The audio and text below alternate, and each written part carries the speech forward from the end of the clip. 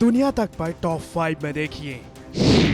America के राष्ट्रपति का पद संभालने के बाद जो बाइडेन ने मंगलवार को पहली बार रूस के राष्ट्रपति व्लादिमीर पुतिन से फोन पर बात की।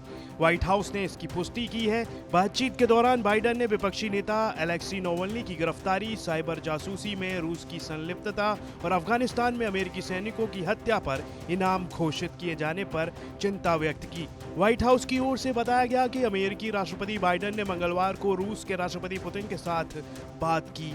उन्होंने यूक्रेन की संप्रभुता के लिए अमेरिका के दृढ़ समर्थन की पुष्टि की और दूसरे मामलों को उठाया।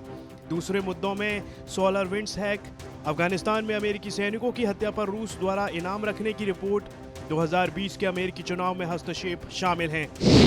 अमेरिका में बाइडेन की सरकार बनने के बाद पाकिस्तान को पहला झटका लगा है।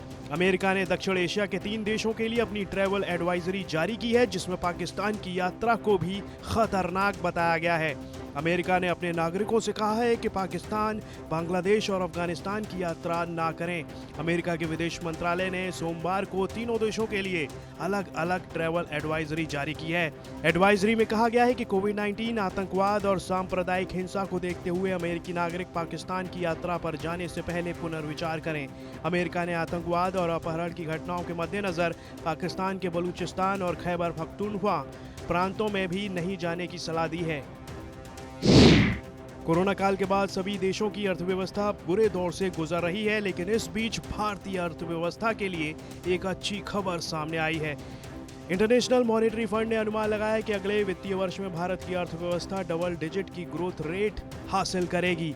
इंटरनेशनल मॉनेटरी फंड की माने तो 2021-22 के वित्तीय वर्ष में भारत की अर्थव्यवस्था रिकॉर्ड 11.5% की रफ्तार से बढ़ेगी।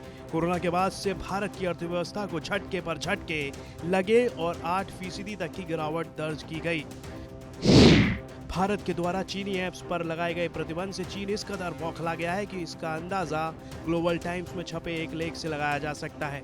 चीनी कम्युनिस्ट सरकार के मुखपत्र में न केवल भारत की डिजिटल स्ट्राइक के खिलाफ दुष्प्रचार किया गया है, बल्कि भारत के इस कदम पर भी सवाल उठाए गए हैं।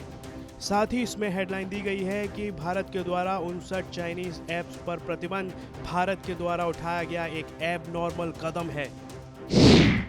तो वहीं दुनिया में कोरोना मरीजों का आंकड़ा 10.08 करोड़ के ज्यादा हो गया। 7 करोड़ 28 लाख से ज्यादा लोग ठीक हो चुके हैं। अब तक 21 लाख 65 हजार से ज्यादा लोग जान गंवा चुके हैं।